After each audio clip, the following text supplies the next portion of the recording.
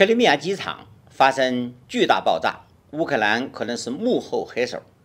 军事危机已经接近，或许进入到俄罗斯本土了。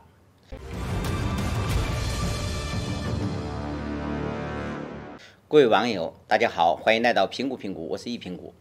今天我们要聊的话题是：机场发生巨大爆炸，乌克兰是幕后黑手，军事危机已经接近俄罗斯了。最近，俄罗斯在克里米亚的一处空军基地发生巨大爆炸，有消息称，乌克兰是幕后黑手，巨大的军事危机接近俄罗斯，或者已经进入到俄罗斯本土了。虽然乌克兰方面否认了此次巨大爆炸与该国有关，但是根据现在的形势来看，俄乌冲突基本上只有俄罗斯和乌克兰之间的兵戎相见，没有其他哪个国家干预参与。所以从这个角度来看，乌克兰实施这次爆炸行动的可能性是存在的，因为此前乌军多次使用远点导弹反击俄军，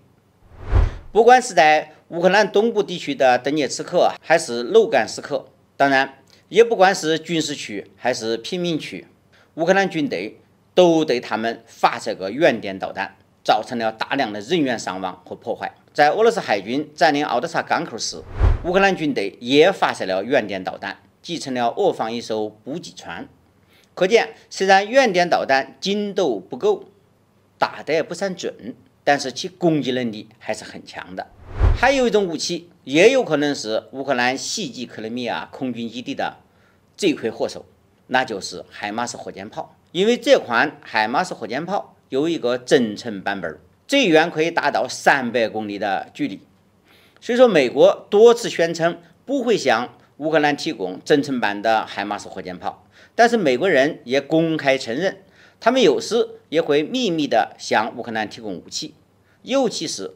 俄军在乌克兰战场上势如破竹的情况下，拜登是看在眼里，记在心里，势必会做出不同寻常的举动。美国人已经打算向乌克兰提供战斗机了，提供一些射程300公里的火箭炮，应该说也在情理之中了。据俄方的公开说法，克里米亚机场的